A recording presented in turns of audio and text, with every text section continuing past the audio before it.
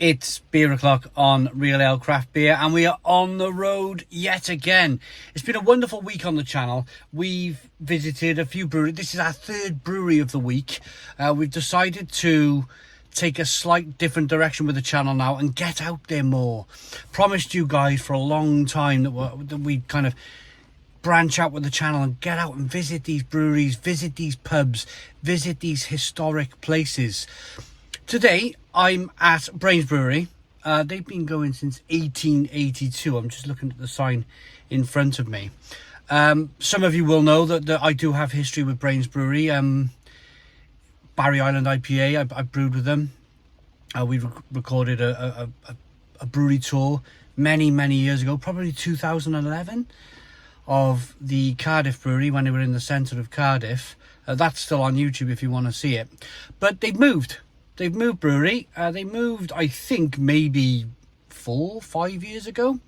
So we're here today. It's 10:20. I've got a brewery tour with the head brewer, Mr. Bill Dobson. Some of you will know Bill Dobson, a good friend of mine. He's going to show me around the brewery at 10:30. So we got 10 minutes. So I'm going to turn off this introduction now. We've arrived. It's raining. It's hammering down with rain. Look at this today. I'm going to flip the camera around. We're going to show you the brewery from the outside, and then we're going to get in out the rain. Right, so getting out the car. We just come through the gates there. We're over an industrial estate. It's kind of near Tremorfa. My central lock-in's not working. I've got an old car. We're kind of near Tremorfa, kind of Cardiff Steelworks area of Cardiff, if you know that. You've got the Dragon Brewery sign over there. Casks, outside fermenters, so still a very big place, still a very big place, but very modern now. I imagine it's a lot different from the older brewery, which was over 100 years old, and it was kind of decaying in parts. So let's get in, let's have a chat.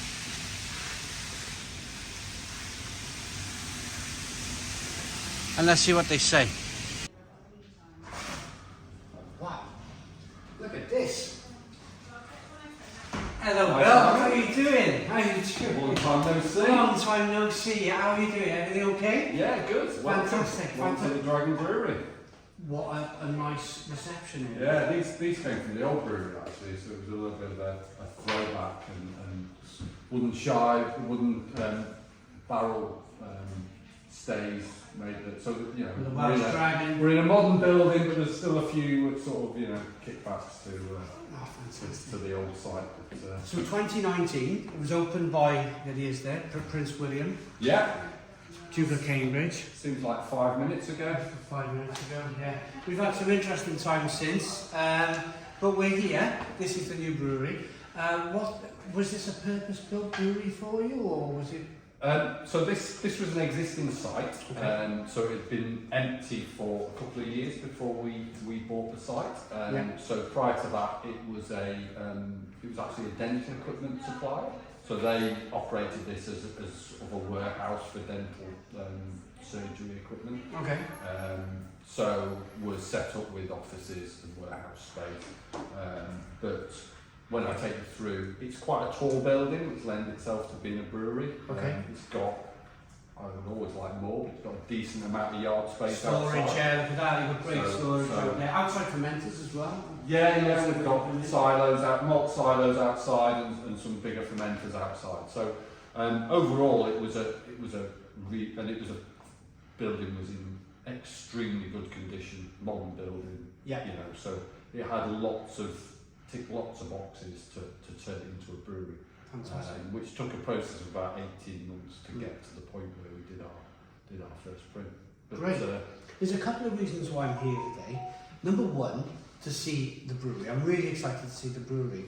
And number two, and I think we should do this in the cellar, we'll set up a tripod and we'll have a chat about all of the kind of, I think what we'll do is we'll just get some facts right about what is Brains Brewery in 2024. I've heard a million rumours regarding, is it owned by Marston's, and it's a pub chain. Do you own the brewery? Blah blah blah. I think what we'll do, we'll get a couple of beers and then we'll go through the whole kind of. But first of all, let's walk around the brewery. Yeah. You okay with that? Yeah, no problem. No problem. Yeah. I'll grab my rucksack. I'll grab the phone off Martin, and we'll head off. Right, let's show you around. Let's go. Let's have a look. Right. Fantastic. Some rugby shirts and you're sponsoring Glamorgan the cricket. These are all old ones. Oh, okay. Picture of the old brewery there, so St Mary Street. So I suppose this is a great start. So Brains Brewery has evolved. Move Brewery, this is the third time you've kind of moved. So this is what they now call the Brewery Quarter. Yeah. They've removed this barreling underneath. The stage there has been moved. You can throw axes at people down in that cellar now. I think you can, yeah. You probably. But if you go in, that bit there is still there. So this bit here is still there. With a clock, with the clock on. It's got a clock on top. That is still there. So you can get your orientation. This was the brewery yard. Like I say, you can throw axes at people down where they used to store barrels down there. This is now Proud Mary pub. Yes. The yard. The yard. So people remind that as the yard. So you're coming in from the left-hand side. Underneath now is kind of restaurants, Five Guys and kind of that sort of thing. Underneath. Never get there. It's far too expensive. But I'm pretty sure now that the people who actually use the Brewery Quarter will get a sense of where we are here. Proud Mary, Five Guys under here, and then you're making your way there, what we call Chippy Lane, out this direction. Yeah. But what's really interesting about this brewery site is that, and this is coming from another Welsh beer blogger who walked me through there, is that you used to have special hydraulic trucks that they had to, when they came in through, it was like a one-way system. They'd come in from this direction, and they'd have, because the gate was low, they'd have to lower the hydraulics to get the lorry in. Such a small space to be operating a brewery from. Yeah. I think there's a bit of artistic license in that, of the how pretty size of that yard and the size of the horses and things. Yes. I think you're right. And then we moved to just outside of the Cardiff Central train station. The Tower Brewery there, which is now being developed again into quite a very similar bars and restaurants and accommodation. And now we're here. Yeah. Now we're here. So let's have a wander. Right. So is this brewery just for our YouTube public?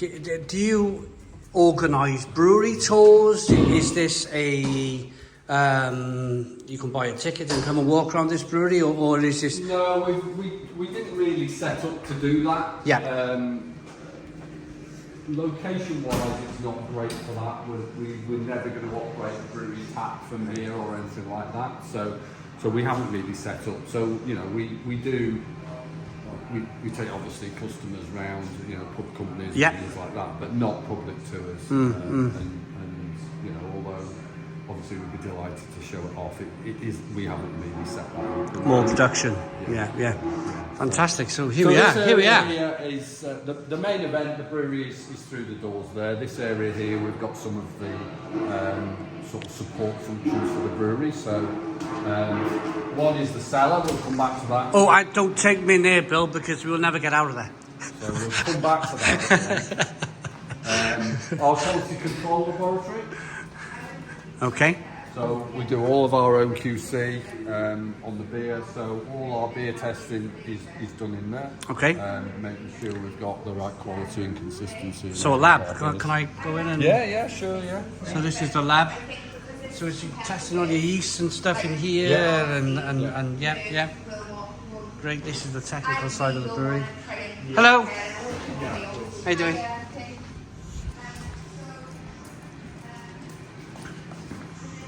And then this is the brewery. So it's very open plan. Yeah. So there's a few separate areas, but the vast majority of it is one big room. Walk through, see what you see. Exciting times. Look at this. Wow, so great big tall, as you mentioned in the reception area, great big tall building here to get all of the kit in. The kit's on a big mezzanine floor there, so you're able to get up the stairs and and operate. But this is fantastic, Bill.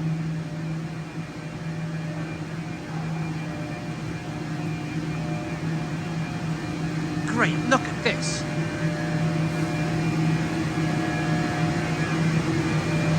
So I tell you, the first thing I've noticed, Bill, is walking around. Of course, we used to do a lot together at the old brewery. That was very much up and down lots of different staircases. The kegging and cask line was kind of in another building. Everything's so much more kind of functional. Would that be the word? Yeah, and I'm getting too old for so yeah, it's just done in more of a modern style. You don't build really tall buildings anymore. Yeah. Okay. So it's okay. Okay. So my apologies. Sorry. You don't build tall buildings if you don't have to. It's more efficient to effectively build along. We didn't have the space here to start to build multi-story buildings. And modern brewing equipment is designed to work on a level rather than be stacked above itself. Right, okay. So this is our brew house. All the vessels are at the same level. Come on. Yeah, let's have a look. Let's have a look. Why was it, sorry to put you on the spot, Bill, but just for my view in public, why were historic breweries, why were they gravity fed? Why were they on big tower buildings? Was it just like functionality back then to get the malt dragged up into the top? And primarily because engineering wasn't as well developed, so we didn't have pumps that could be precisely controlled. Right. So if you took things up and you put them at a certain height, you had a certain amount of gravity that would enable it to come down to the next level. Right. So the classic is you took your water, your main ingredient, and your malt to the top of the tower. Yeah. And then every step just used gravity to drop down. Yeah? Got you. So now we can pump from one tank to another with very precise control and pressures and flow rates, and the difference in effective cost of building a huge great tower to put something on the level is and you know, a lot of breweries are built in buildings that just aren't of that type anymore. They don't have the headroom. So a lot of smaller scale, and this brewery is built, you know, this is a modern piece of equipment. If you go to any manufacturer, they would lay out all on the same level and all on the same. They don't even design the equipment to be stacked up. No, absolutely. So you know, this is very much how any modern brewery would be. Yeah, on one level. On one level, up on a mezzanine. So you're up. The tanks are very tall, of course. So you're up on a first floor, if you like. You're able then to monitor. You're able to look and see and control things with a computer here. And very functional, very modern way of brewing. And this, the whole brew house is built about being efficient. So it's our biggest user of energy in the brewery. And it's about the efficient conversion and the consistent conversion of raw materials into our different works of the right quality to produce the different beers. Fantastic. So we do this with a 5-vessel system. Right. So some breweries will have 2 vessels. We moved away from mash tuns to a mash conversion vessel, a Lauter ton, for both the ease of automation and the flexibility to brew any beer style we want to brew. Right. So we run this brew house continuously 24 hours a day for 3 days a week. Okay. And over that period we do 8 brews. Wow. A day.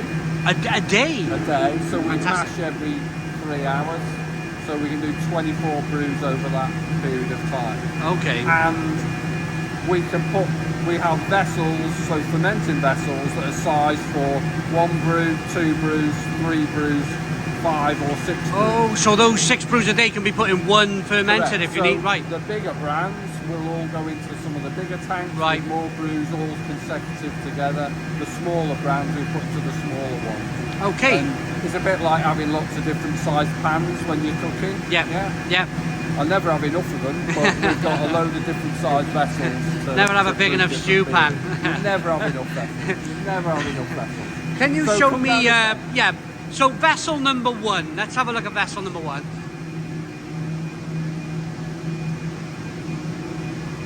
Right, so vessel number 1. Yeah, so as I said, we've got 5 vessels here. So the first vessel is the mash conversion vessel. Okay. So the malt is milled down through in the room through there, Yeah. and comes up this auger into the vessel where it's mixed with hot water. So this is our initial start of the process and start of the brewing process. So hot water, milled malt, Yeah. precise temperatures. Okay. Okay. So after its conversion in there, it will go into the lauter tun. That's new from the old brewery, isn't Yeah. it? So the old brewery had a mash tun, which was effectively these 2 processes in one vessel. Yeah. So you mashed in, and then in the bottom of the vessel was a slotted plate, and you ran it off from there. Okay. This is 2 separated, and this allows us this rapid turnover of vessels. So more you do productivity. your one process in one vessel, and the next process in another vessel. Right. And each vessel is more tailored to that actual individual process rather than a compromise of the 2. Yeah. So this vessel is broader, and you will have a shallow bed of mash in the vessel, and we also have rakes in there that aid the runoff. Yeah. So in the bottom of the vessel, you'll probably be able to capture, there are the slotted plates Yeah.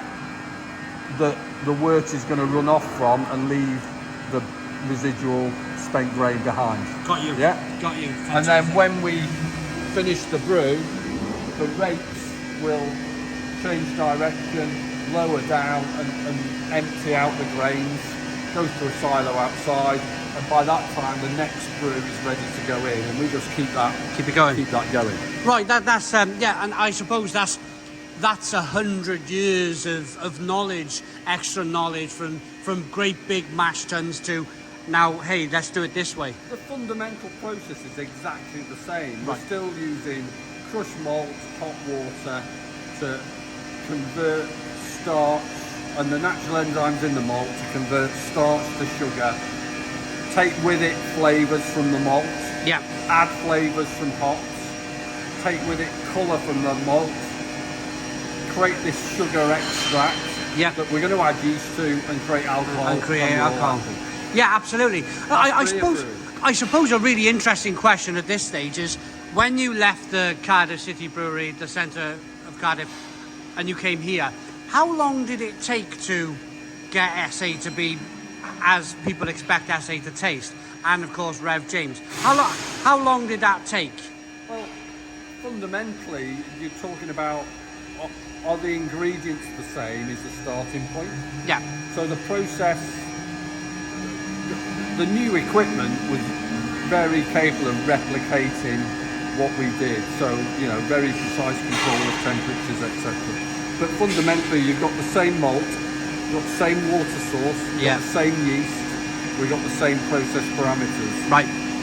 You actually are in a good place To start off with. and then that's about getting to know your new equipment, Right. and it's, you know, so what tweaks you need to make, Yeah, yeah. because every brewing kit is different. Slightly different. And that would yeah. be the same if you went from an identical kit on one brewery to an identical kit in another brewery. Yeah. There's Just always tiny little things that you need to adjust, you know. But that's 5 years ago now. a long time ago. Yeah. Yeah.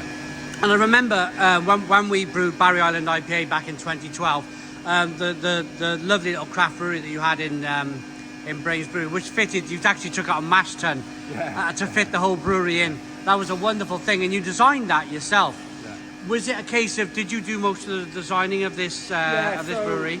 I had a bit of help on this, but this is a Yeah. bit bigger than mine. But fundamentally, in terms of what should the brew size be, how many vessels should we have, how do we operate the brewery, what is the philosophy behind, everything was needs to be specified and needs to be looked at in detail. And then how do you lay it out? What do you put where? Yeah. Yeah, it's a big task. It was an exciting task because not very often do you start with a blank piece of paper and I bet it's fantastic for yourself. So, you know, the years of experience that I have and the good and the bad that I've seen informed decisions made about this plant, really. Yeah. And got some things wrong, had to tweak a few things. Yeah. But I think primarily I'm very happy with the end result. It does what it says on the tin. Absolutely.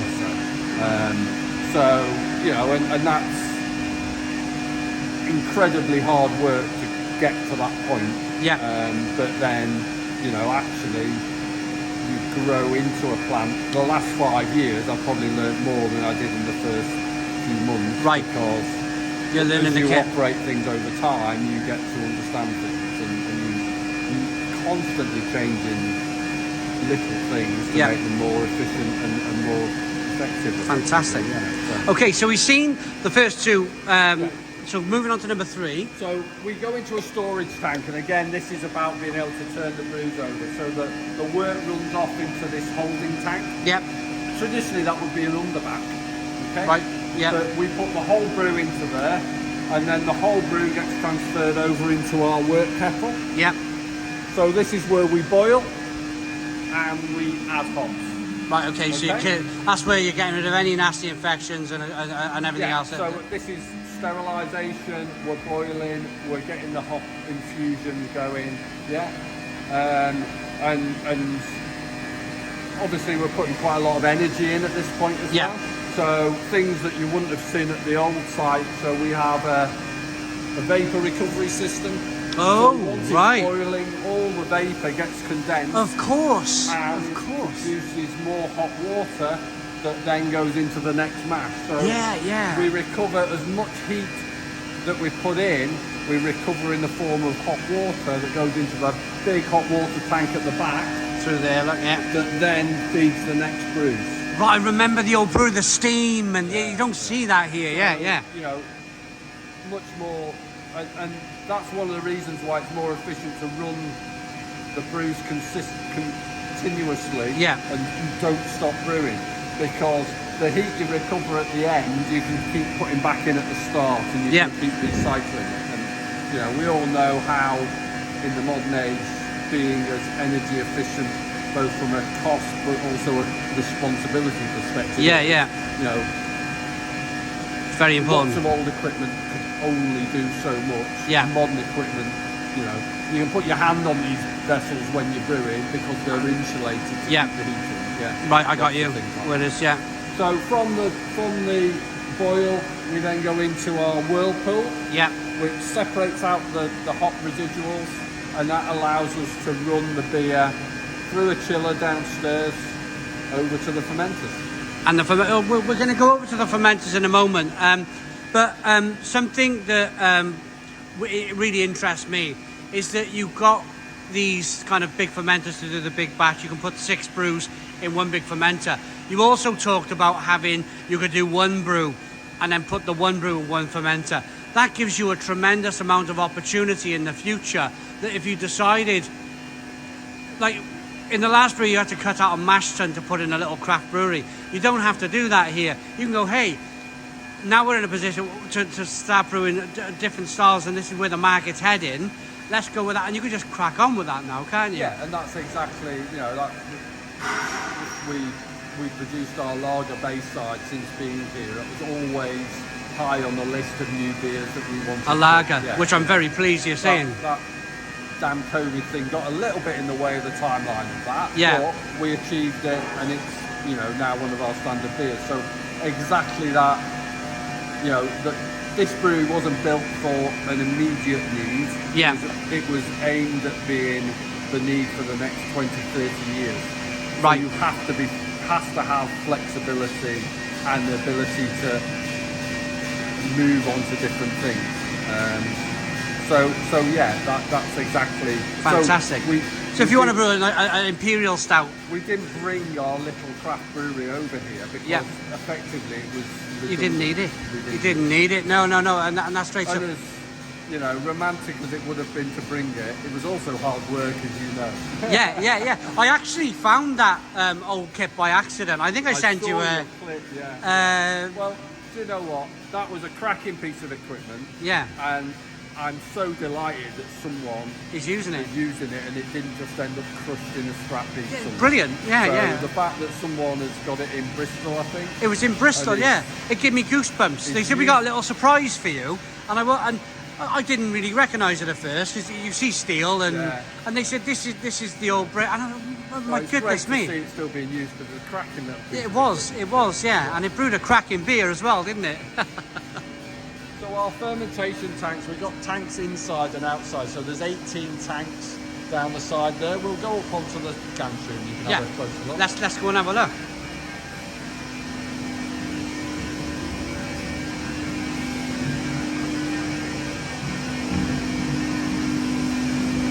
The one thing the camera don't pick up is the smells. I'm smelling the lovely malts. So I can smell some hops. I'm getting a little bit of the yeast. Again, you don't get a huge. Actually, one of the things that we can. We'll come back to that. Okay. These 3 tanks here came out of the old brewery. Okay. Oh, I know. I know exactly where they were. Underneath. Next to where the little craft brewery. I remember. Yeah. I remember you cutting a hole out through the floor to put them in. I think something like that. Right, here we are now. This is fantastic. It's like a cathedral. So you've got the brew house back over there. Yeah. That's a great. Yeah, that's probably my thumbnail picture right there. And then you swing back round. So there's 18 fermenters here, and as I said, they're all different sizes. So these ones here, 150 hectolitres for 3 brews. Yeah. And then 2 brews, and then 1 brew down at the end. Fortuitously, the roof was tall enough here to put these in, and it slopes down. So. Yeah, it's a great tall brewery great tall building to fit these fermenters in.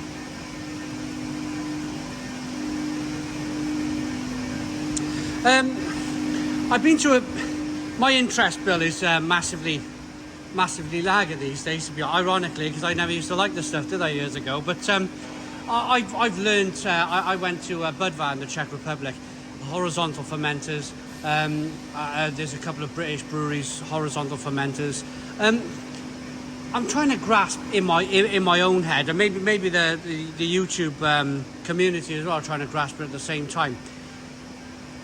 Why are kind of predominantly lager brewery? Why do they insist on horizontal fermenters? A lot of it's tradition. So a lot is of it is definitely tradition of that. That's a lot of brewing is. You can do the same thing with lots of different equipment that's of different shapes and sizes. Yeah. It all has subtle difference. It all will make a subtle difference on the end product. Right. Okay. So some things will have more pronounced differences. Some things brewers like to stick with because that's what they've always done and is a unique way that they've always done it. Okay. So, you know, the ability in the past of people to build vessels like this and put them up in the way that these are was limited. So everything was more, you know, so in the UK you would have had lots of open square fermented vessels. That's it. Yeah. But you didn't have great tall ones. No. Because you had to crop the yeast off them and things. So you would have room after room stacked up of them, all of the same size. Yeah. Got you. And as things have changed and modern brewing techniques have come in, those have changed. And some brewers have stuck with what is very traditional. So where they would use horizontal tanks, you know, on the continent, those are things that they've overtly stuck to make sure that you know producing in a traditional manner. I got you. Right. And you can change lots of things, you can change very little, and it's a choice, isn't it, about what you do actually change. And with this being a new brewery, yeah, of course, this is new technology, so you can do everything in these fermenters. But we're still using the same malt, the same hops, the Yes. same water, the same yeast. Yeah, Yeah. So, you know, you've got fundamentally the same. the same thing. I've been asked it so many times. Right. You know, does SA taste like it did 50 years ago? I haven't tasted it in a long time, to be Well, honest, actually, so it'd be interesting to try. I wasn't drinking beer 50 Exactly. years Well, ago. exactly. Yeah. I'm old enough now that I actually was around 50 years ago, so Yeah. maybe I should say 60 years now. But fundamentally, every brewer that's been a custodian of those beers Yeah. has tried to keep it as consistent to the original beer. Of course, and that's the same across the whole of, you know, whether you're Timothy Taylor's brewing landlord or Yeah. whoever, Yeah. the brewer's job is to Keep it to the original. as close. Now, But markets changed, don't they? Hops changed. correct, yeah, Different. Like yeah, SARS yeah. is struggling So, at the you know, moment. Reverend James and SA and Bitter and Dark, you know, our strive is we want to keep them As close. effectively Yeah. as consistent and as close to the taste that people want. But I can't tell you categorically No. what it tasted like 50 years ago because I It's, didn't taste it 50 it's years impossible. ago. Yeah. And even if I did, I probably wouldn't remember. So anyway, there we go. I rabbit on. So okay. these are the smaller. Just quickly, Yeah, just these are to smaller catch tanks these. down here. There we go. Fantastic. Great. So you can put a little imperial stout there if you want, or a saison over there. You know, the world's your oyster. Yeah, I mean the most recent bit of we've just done a bit of a test with a 3.4% keg beer. Okay. Yeah. So that's been the latest bit of NPB, and it's out in some of the pubs now. Right. And so 3.4%, but I've brewed that with the aim of giving it as full flavour as possible at the lower ABV. Right. So we used a different malts in there. I've used a very different yeast in there. Yeah. So yeah, using the flexibility that this equipment's got to produce something. So it's a beer called Sipster. Okay. Hopefully you get to try Oh it. yeah. Yeah. And yeah, it is more of a lager than any nice. other style of beer. Nice. But refreshing, you know, really aimed at refreshment during summer months. Oh, fantastic. At a slightly more accessible ABV. I think this is where the market's going, really, isn't it? The way, let's talk 200 years ago, there was a window tax, so people had smaller windows. I think if you look at that now in the brewing industry, lower ABVs because of our higher taxation. That's a massive different kind of. We don't want to go down that kettle of fish, though, do we? Well, your analogy about windows is exactly right. You know, that is. Yeah. You know, and the reason they've brought in tax breaks at lower ABVs is to encourage ABVs to be lowered, and that is naturally what will follow. I think so. Yeah. You know. But beer, I've tasted some great low ABV beers over the last 2 years since this has all been going on. Yeah. The fermenters. So for the newbies out there, once the beer is finished fermenting, I suppose it goes into the lovely barrels, cask, keg, bottle, can, whatever we're going there. So we do what we call unitank here. Yeah. So the beer has its first week of fermentation. So we get the alcohol, and then instead of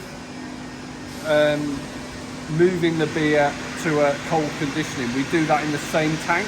Yeah. So we take the yeast off, we cool back, we take the yeast off, and then the beer sits for its maturation phase in the same tank. Then we process the beer. So the keg beer, bright beer will be filtered. The cask beer will be because it's still got yeast in it. Yeah. Will be processed through. We have the tanks at the end that can feed both the keg line and the cask line. So basically, after being in these tanks for 2 weeks, most of the beers are ready for packaging, basically. So we'll prepare them for packaging. Yeah. So effectively, from brewing through to packaging, you're in the 2 to 3 week window. Okay. And that's sort of our process time. So And you go and again, have a it's look, about efficiency and. Yeah, of course. I tell you what I picked up. So brewing over here, fermentation here, packaging here, back door over there. So instead of a tower brewery where you're coming down, you're almost like in a circle here. We're going round in a huge circle. Hopefully the beer hasn't moved very much before it leaves the site. Yeah, and I suppose that's very important. Keep it. Well, what do they say? Some beers don't like to travel. Some beers taste better in Cardiff than they do if you were to put it in a tank and take it all the way to London, I suppose. Right, so here we go, on our way down to, I'll let Bill take the lead here.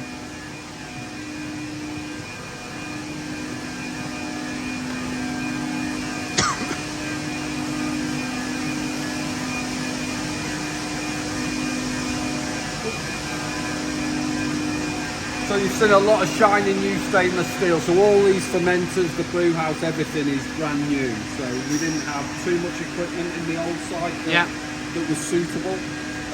But our main yeast storage is in these tanks here. You can see the yeast. Oh, let's have a look. There. Yeah. Yeah, there you go. So that's in cold storage. That'll be pitched into brews Monday, Tuesday next week. And this is Brain's house yeast. Yeah, so that's Brain's bitter yeast. And in this one we've got our Reverend James yeast. Okay. You see the condensation there. So these are held at 3 degrees centigrade to keep the yeast fresh, ready for the next brew. So, so this yeast was cropped off fermenters this week and will be pitched. This yeast on the Reverend James will be pitched on Monday. And again, for newbies out there, the yeast is very important because it offers its own unique taste in the beer. It's the reason why Rev James tastes like Rev James. That's why we've got two distinct different yeasts between the traditional Brains yeast and the Rev James Buckley's yeast, which are effectively create different palates in the beer. So the Brains yeast has got more of an ester profile, so it's like a bit fruitier. Yeah. The Rev James yeast is very clean and gives that very clean finish to the beer.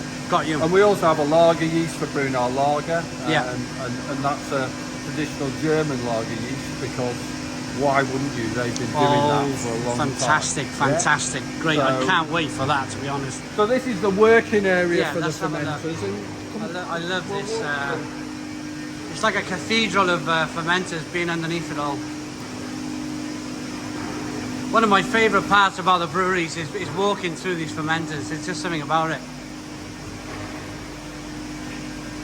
So where we were just now, up on that platform above, we're right underneath it now.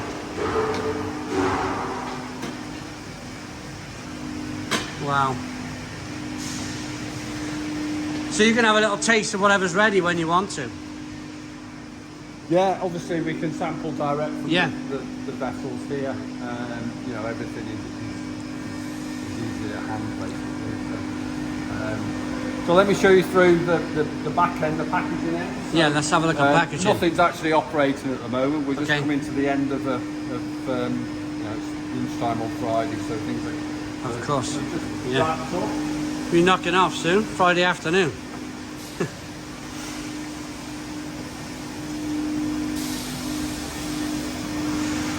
So packaging. So this is our keg line.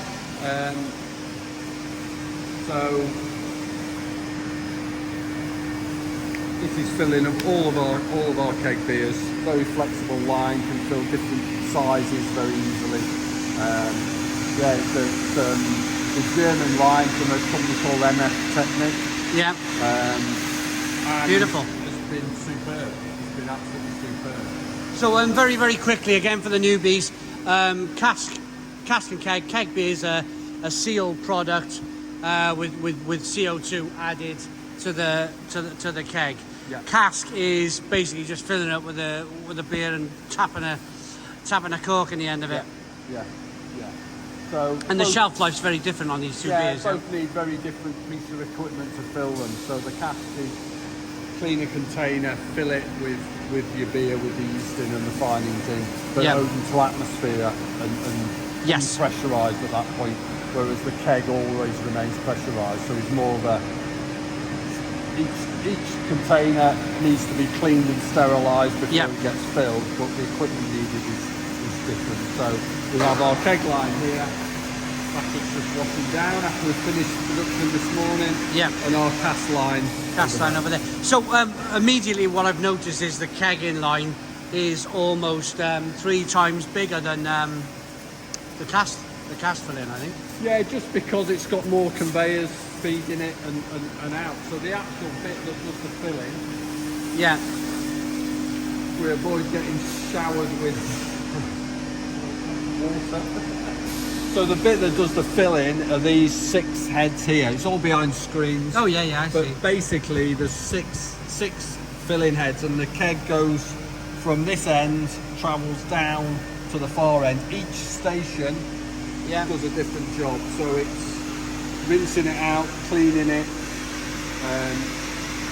hot water rinsing it, sterilising it with steam, pressurising it, and then on the final head it gets filled with beer.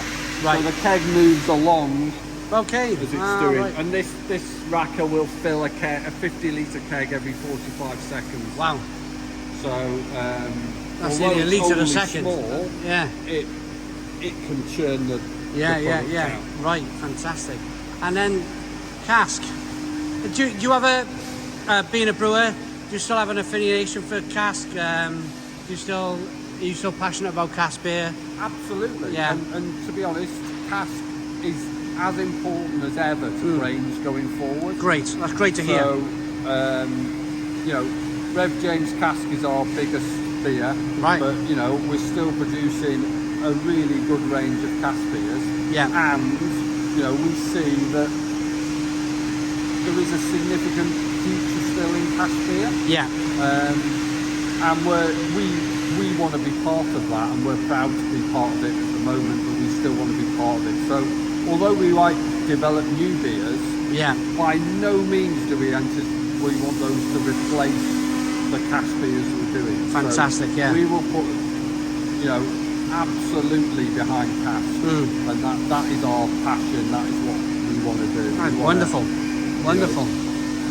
At the same time, in parallel, like I said, we will do new beers, Yeah. but cask is what we feel is Cask is what's the old saying? part of Cask. our future. Anyway. Yeah, fantastic. Yeah, look, and this is it. So they're all kind of like laying on their side, but it's much more of a you're not knocking in pins anymore, are you?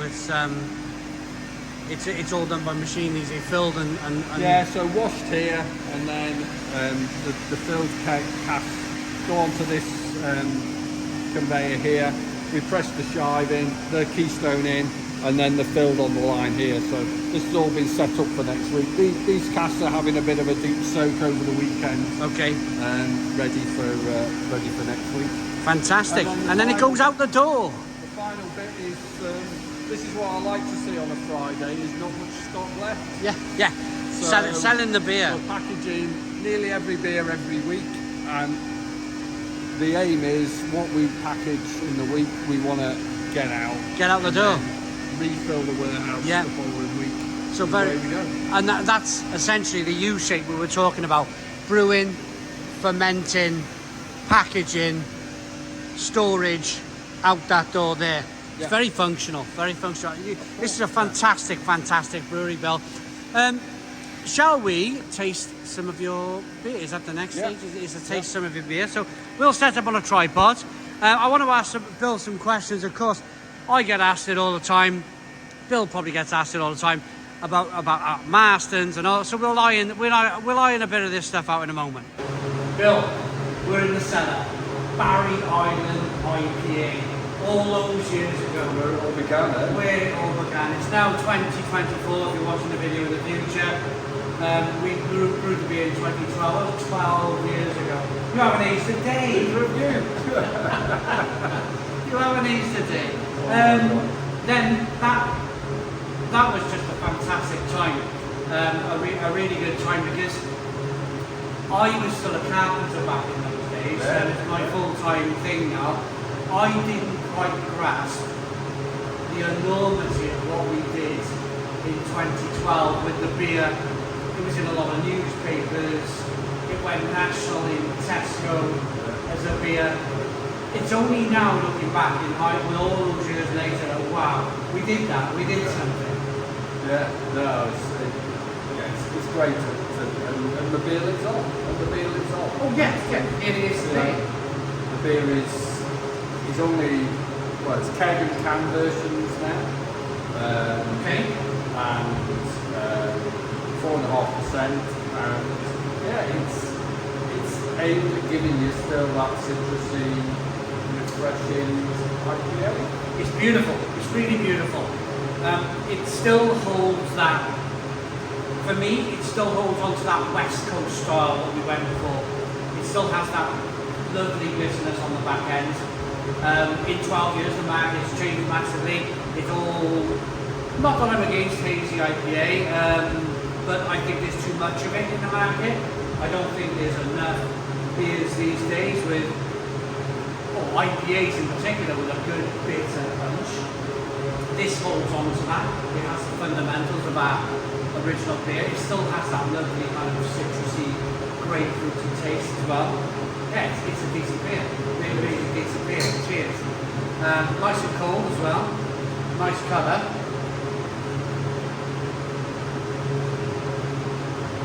And I'm going to guess on the same malts as well, on the same yeast. Yeah, everything's the same. But slightly lower in the ABV. And I think probably that happened with, again, changing market conditions, the smaller window tracks we were talking about earlier on. The more, to the newbies out there, the higher the ABV, the bigger the tracks, isn't it? Yeah, and it's also about, what the people want to drink in the pub. And we want people to go to the pub and be quite happy to drink 2 or 3 of these. Yeah. And 6% is really cheap. It's impossible. And we were finding there were some barriers to that when we had it at 5%. Right. 4.5. So, there's a bit of consumer feedback of, I only have one because it's 5%. Yeah, So, yeah. And there is now this, we talked about it earlier, there is this trend that the ABVs coming down, they have done naturally. And it's not just the taxation, it's just people's are more aware of what they are drinking. Yeah. So, I would rather someone enjoy this beer, 2 of these beers, 4.5%, than maybe only drink a half or 6%. Yeah, and of course, as time goes on, things change too. I remember when I was young, my dad would drink 2 pints driving a car. These days, that has changed. It's got a bit tighter. It's less than 1 pint now. But we are still a nation of sessionable beer drinkers. Yes. So we like to go out and have a few pints, Oh, yeah. not 1 pint. Just one. Yeah, well, absolutely. And that is very different to some, to different areas of the continent. So you have to match that up, and that's what breaks are about. So, people go out and have a few of our categories. Yeah. A few of our, Faith Mixer is the best session beer out there in bar one. We've all drinking copious amounts of it. It's Brilliant. Rugby internationals, and it's perfect. Fantastic beers that they really are. And what I like about Grace beers is fundamental. I like that kind of sweet yeasty taste, that Grace house yeast that comes from drinking Grace beer because it's a familiarity. I drank it when I played rugby as a 18-year-old, and you just become familiar with the Yeah, totally. yeah, and you can taste a little bit of that kind of Grace house yeast in this beer, which is really quite nice. I've kind of drink a lot of lager these days. So you become a lager lout in your life. You've gone the opposite way to most people. Yes, It starts as a lager lout and then ends up as a beer.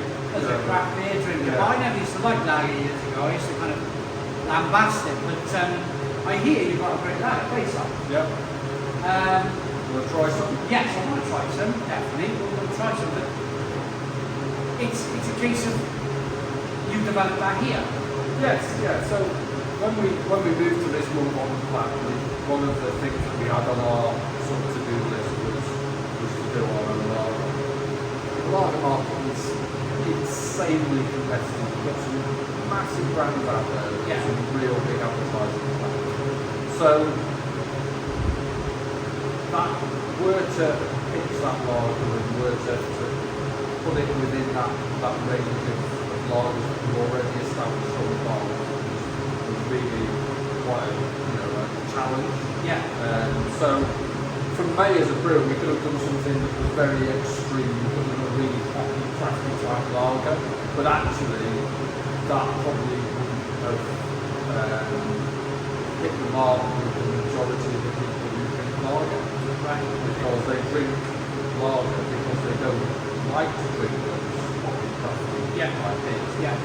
So, but equally, I never want to ever say, right, this will be an exact copy of this. So this is your own? I like to put my own stamp on it.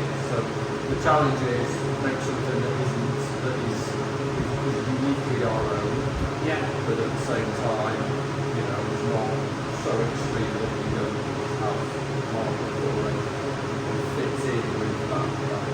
So Bayside was born. Great name. We have lots of different options for the name. I think Bayside was the one that encompassed everything about Cardiff and Wales and gave you what better than sitting by a bay, whether it's in West Wales or Cardiff Bay, with a nice crisp I've not tried, I'm really interested. The brief was crisp, refreshing. So then I had to do something with that. And I like the tradition of lagers. Traditional lagers are continental. So it's the German, Czech, and so I wanted to draw elements of that in. And people have said, is it one particular style? No, it's influenced by a different lager style. Right. So first and foremost, fundamentally believe that to brew a really good lager, you need a really good lager yeast. So we use a German lager yeast. They've been doing it for a long time. Let's use that. So tip box, German lager yeast. German lager yeast. Then you go, okay, how are we going to hop it? Is it going to be hoppy or not? And hops are a way of bringing in a different characteristic. So I've gone for this hop here, the middle fruit. Okay. We'll grab the camera. Well, I think what I'll do is a roll in and we'll end up after we'll pour some. So middle throw. That's Czech. No, it's German. German. So it is very low in alpha acid. So alpha acid is what gives you the bitterness. Right. Okay. So a modern hop that you use for bitterness and IPAs like this could be up to 12-13%. Right. Okay. This is a very traditional aroma hop with very subtle characteristics and subtle bitterness to it. Right. So it allows you to add the hop without giving you a crazy bitterness, but it takes with it some of those. And it is a classic hop. And I tried that experimentally at the start to see what it would give, and it was like, oh right, okay, I think we've got something here. So it was like yeast tick, hop tick, and then it was basically a case of let's put them together, brew a lager, see where we're at. And the end product was extremely well received in tests, so we went for it. Do you know, the interesting thing about this is I'm going to take a little bit of a stab at this, a little bit of a guess that you've, and this is what I find exciting, where you said you've added your own little bit of Cardiff stamp to it. Have you used a little bit of like the general Brains malt, or have you used a lager malt? No, it uses a lager malt. Oh, it's a lager malt as well. Okay. You need to use a lager malt to get the I should flavour. stop guessing. Yeah. So, okay. We want it to be light flavoured and light colour. So you Okay. can't do that with a slightly darker pale ale malt. Right. So yeah, it's it's fundamentally a bit of bit of German yeast, bit of German hop, some But some I think malt. the best thing is have a taste. Should we? Yeah, let's roll with this. So we got the Bayside glasses over here. That's what they look like. Okay, having a bit of a joke there while we poured the beer. This is Bayside from Brewery. Cheers, Bill. This looks rather lovely. Show it to the camera. 1 to 2 finger white head, good carbonation, lovely strong glass, very kind of German if you like, almost a ice beer style glass you've chosen here for it. A very light, straw coloured beer.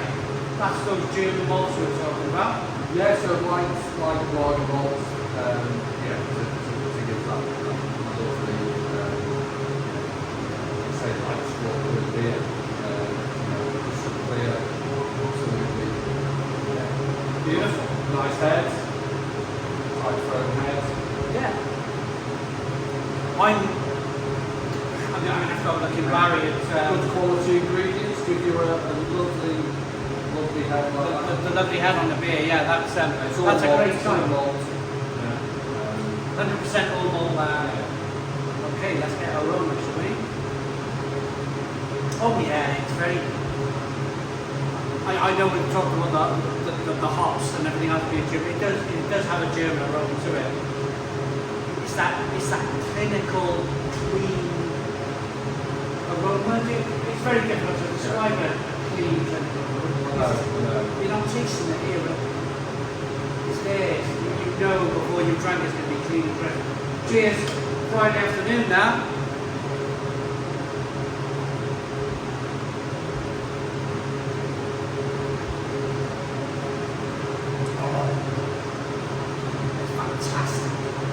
Stone the Crows.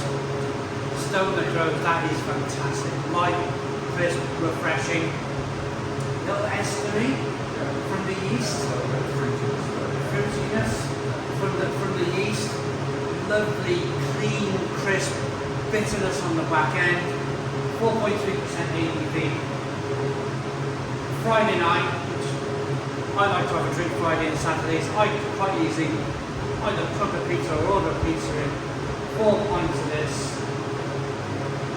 Although you don't sound that you know what I'm saying, you know, 4 pints of this. You can order it in our online shop with a 5 litre mini keg.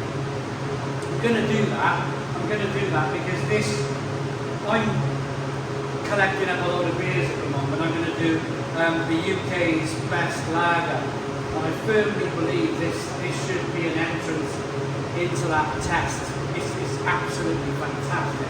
Really, really good. Well, thank you, Simon. Yeah, like I say, it was an aim when we moved to this brewery to produce a beer, and I love it. But I've produced it, so you do have a slightly biased opinion on it, but we've got to bring something that we're really proud of. Yeah. We're going to bring out a new breed of grains, and I'm really proud of it. I'm glad you're really proud of it, because you should be. I do a lot of camping these days during the summer months, and I can imagine being down the Gower or down in the Mumbles or down near Tenby Way. Beautiful blue sky, blue sea, with a nice pint of this on in a braised pub. It's just perfect, really. It's in that moment. I'm almost imagining while I'm in this little tasting room with you, would be to taste it where really you should be tasting, and that is kind of like our Bayside, isn't it? On the nice sunset behind you. And Beautiful, yeah. that's But what I love about the beer, great conditioning on the glass there. You can see as you're drinking the beer, it's got that very German look to it. And I'm going to say, although you've mentioned that this is your kind of your baby, that you've designed it from the ground up, I'm going to say kind of Helles. It's probably closer to Helles than kind of Pilsner. Yeah, it's got a little bit of business to it, but you're still able to appreciate the malt. it's not really strong bitters, but always balanced. Yeah. A little bit too bitter, a little bit too sweet. Like nice. And I said the brief was just refreshing. I think you've nailed it. I think you've absolutely nailed it. And I can imagine the feedback. It's fantastic. Yeah, it's great. Like I said earlier, it's a very competitive market. Brands have got a lot of marketing plan behind it. You know, you can see what happened with Madrid. You know, I have plenty to say about that. Cruise Campo is just trying to do a similar thing. So we are trying to fight our corner. So any support we can get is much appreciated because we're not going to be able to splash lots of money at it. Yeah. But actually, when people taste it, they really love it. It's really, really good. You know, for me, that is the main thing. So if you do go to the pub when you camp in West Wales, and they haven't got it, ask them why they haven't got it. Yeah, of course. Is there, I mean, I would love to drink this at home. Is there any plans to bottle or can this in the future? Yeah, we haven't got it in small spank stew at the moment. We did a limited edition can run for the Green Man Festival. And hopefully that'll lead to a more overfruit in small packs. So yeah, it's something that we still haven't quite achieved yet. Okay. So yeah, hopefully not too distant. So you can order a 5 litre mini keg on our website. You can look at the rest of our beers as well on the website now. But again, it's something that came out of the last few years. Well, yeah. We now have an online shop that you can order any of the beers. A lot of drinking at home. Yeah. A lot of drinking at home. I built a bar in my conservatory. Yeah. There's a lot of that going on, I suppose, isn't there? Anyway, great to see you again, Simon. Fantastic, Bill. Thank you so very much. It's been hopefully as long as it was the last time. No, definitely. We should brew together again. Yeah. But that's one for the magazine team. Cheers. Cheers, Bill. Cheers.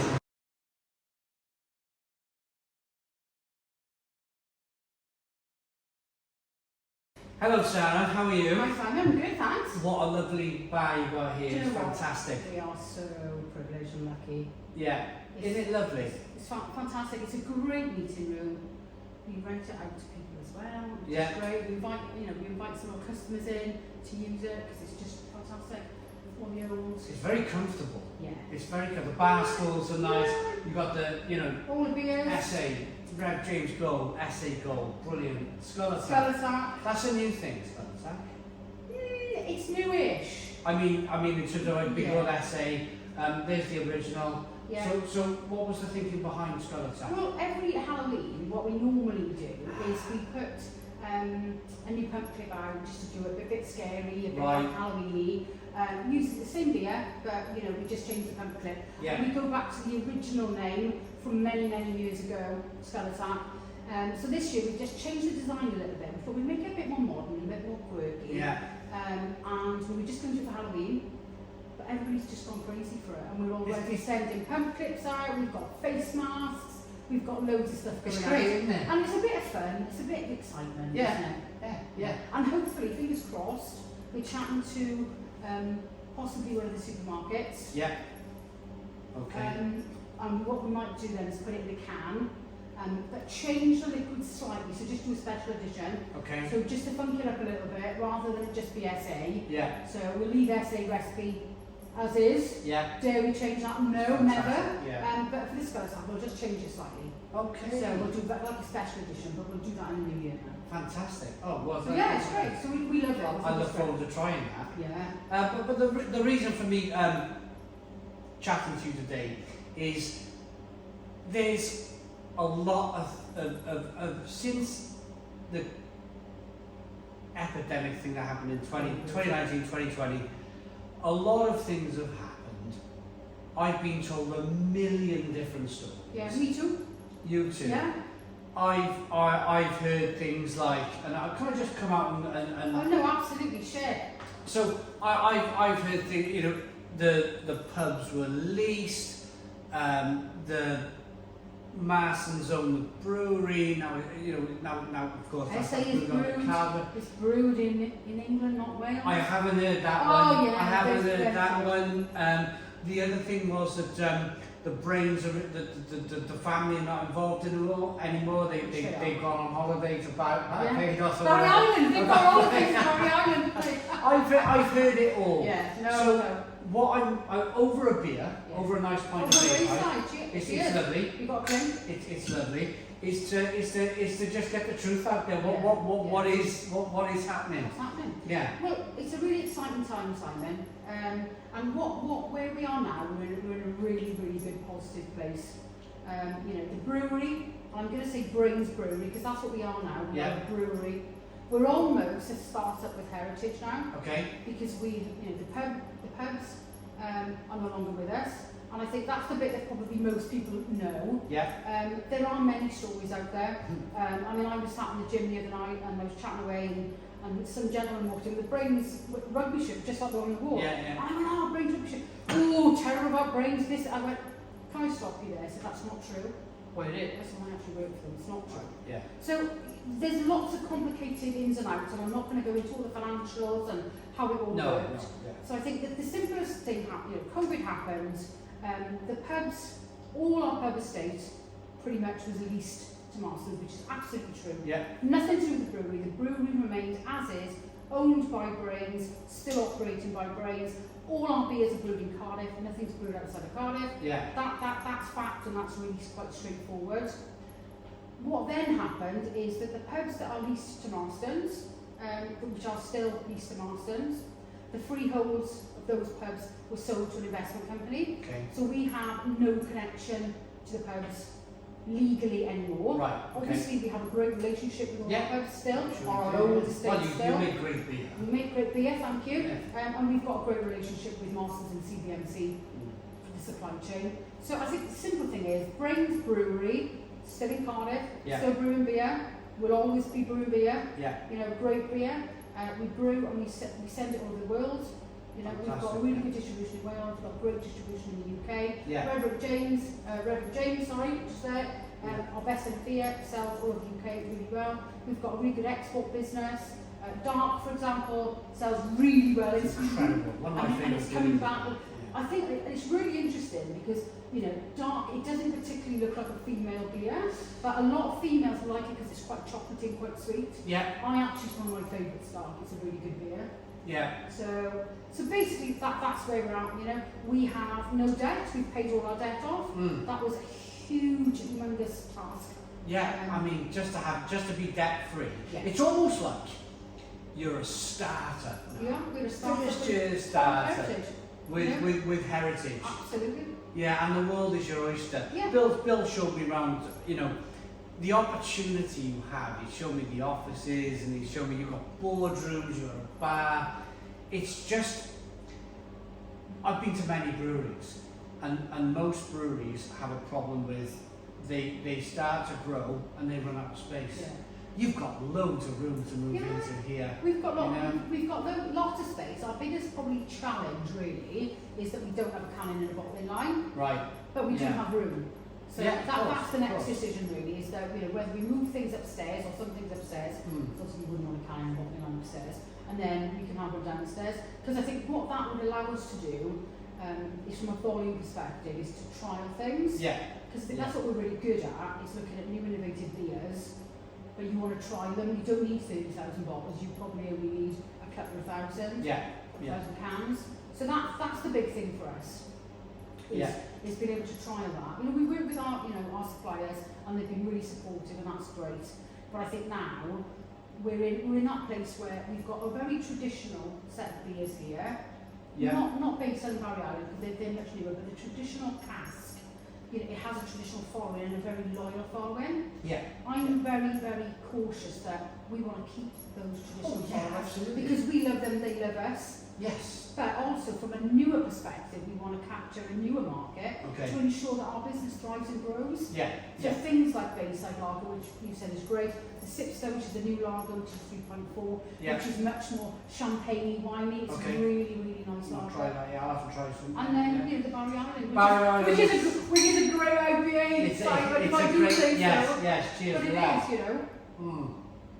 Oh, the smell. Hits it every time. It's great. Lovely. A beer that I brewed, well, we've mentioned it many times in the video, with Brewery back in 2012, I 12 know. years ago. Yeah. 12 years ago. So we've cleared most of that kind of stuff Yeah. up, and And the we future's try on bright. social as well. You know, we try to be, we've had, let's be fair, we've had some negative press for obvious reasons. That's, I mean, and I'm talking, 2019, 2020. That's gone. It's done. Yeah. It's a new, fresh start almost. Mm. Lots of exciting things. Wonderful. Lots of new beers, hopefully as well. Lots of new Can't say beers. too much about that, but Yeah. Well, I mean, I'm going to talk off. Of course, I brewed Barry Island IPA with Brains. We're going to talk off camera now about maybe. I mean, we got a Gavin and Stacey special coming out I mean, for the Christmas special. Absolutely. I mean, It's only September now. I'm sure we'll have a chat on these bar stools now Yeah. about maybe doing something regarding Barry Island. But that'll be one for the future. yeah, that'll That'll be be one for the great. future. Yeah. Thanks very much, No, Sarah, it was a pleasure. for joining Thank you me. for coming Yeah, in. thank you. Cheers. Cheers. Stone the Crows.